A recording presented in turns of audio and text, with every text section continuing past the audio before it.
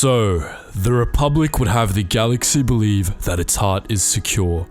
Today's events, however, show that there is nothing that can stop our forces from total victory. These words were spoken by General Grievous in a broadband holonet transmission to the whole galaxy, shortly after his victory at the Battle of Duro. It was, in many ways, merely an open statement of the fears many in the Republic had during this particularly dire stage of the Clone Wars.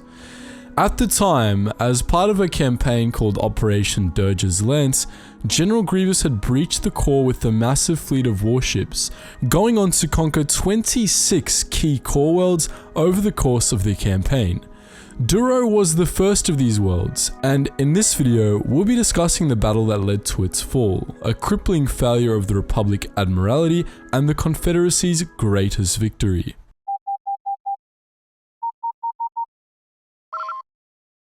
Attention, Sergeant on deck! The year was 20 BBY and the Republic wasn't doing all that well. In recent months, the Clone Wars had turned against them, granting the Confederacy of Independent Systems a string of major victories that terrified Republic loyalists. But the worst was yet to come.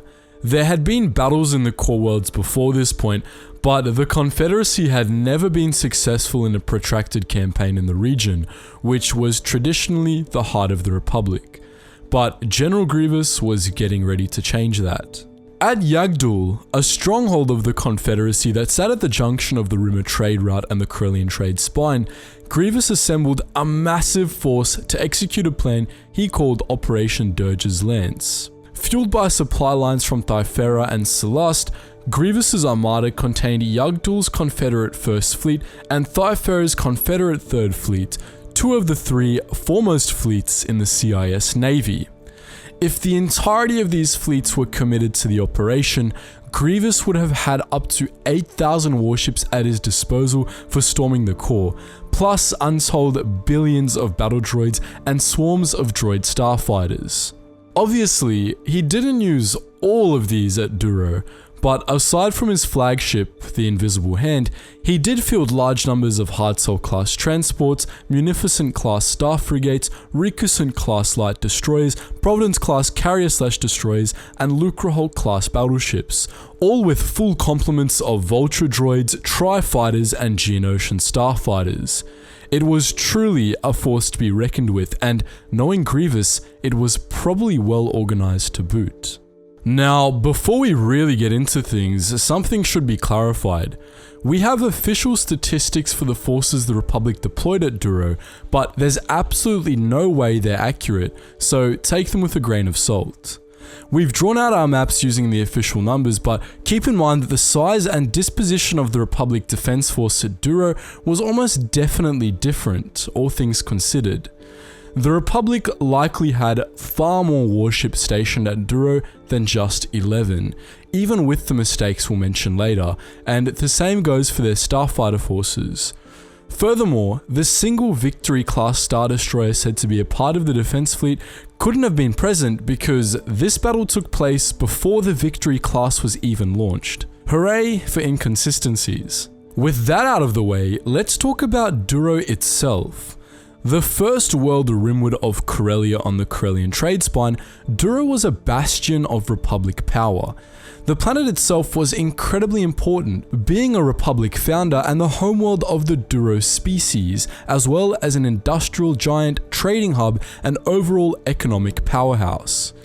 By the time of the Clone Wars, its surface was mostly covered with factories, military strongholds, and poor quality cities for workers, as well as with large junkyards and toxic waste disposal zones, the byproducts of 25,000 years of industrial operation.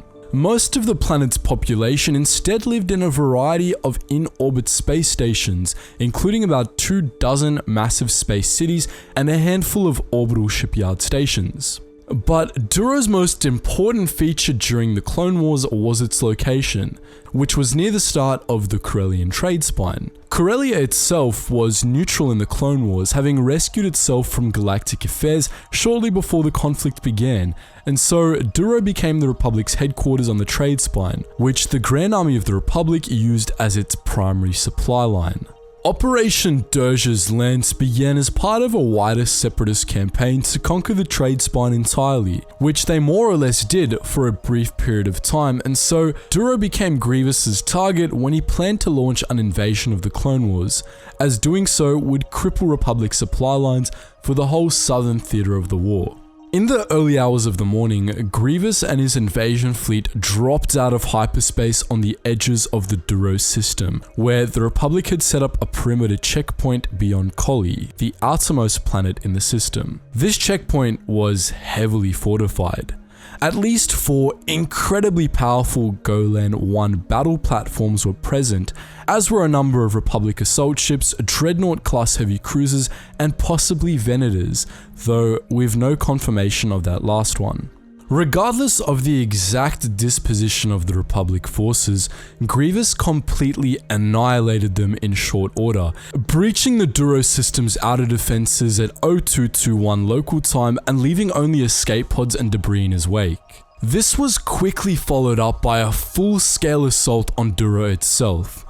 The Republic had fortified the planet's orbital cities and claimed one of the largest, Giva's Space City, as its headquarters, from which it projected a planetary shield around Duro. It then arrayed the remains of its defense fleet, which was supposedly led by a Victory-class Star Destroyer in orbit above the world. Duro's chief representative officer, Holodan Kegel, assumed direct command of the defense at Giva's as Grievous launched his attack. Grievous began his attack by sending out Techno-Union Hardcell class transports, which deployed seismic EMP countermines, neutralizing the orbital mines the Republic had deployed around Duro and giving the CIS Armada a clear path toward Giva's Space City. Grievous then ordered his warships to open fire on the Republic defense fleet, which was badly outnumbered and quickly destroyed. No Republic warships survived the Battle of Duro, and the orbital exchange cost Grievous very few ships in turn. With the defense fleet dealt with, Grievous deployed starfighters, hardcells, and landing craft to swarm the nearest of Duro's orbital cities, including Giva's. During this time, Chief Representative Officer Kegel fled to a stronghold on the planet's surface. Not long afterwards, Giva's Space City became the first of Duro's orbital metropolises to surrender to the Confederacy, and it was quickly transformed from the Republic's orbital headquarters into the office of the General. As Grievous set up shop in Giva's, the Confederacy set to conquering the rest of the space cities and setting up a blockade of Duros. The Republic's response to the destruction of the defense was appallingly pathetic. They sent a starfighter force to respond, composed primarily of light craft, and that was all.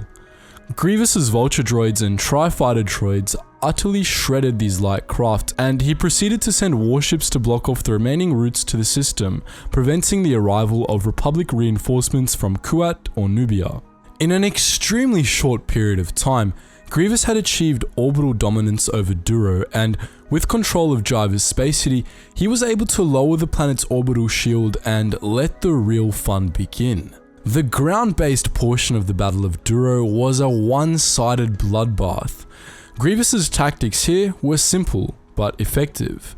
He began by ordering a large-scale orbital bombardment of the planet, subjecting it both to sustained turbo laser fire from capital ships and traditional bombardment from drop fighters, primarily targeting the planet's military bases and, more importantly, its industrial facilities.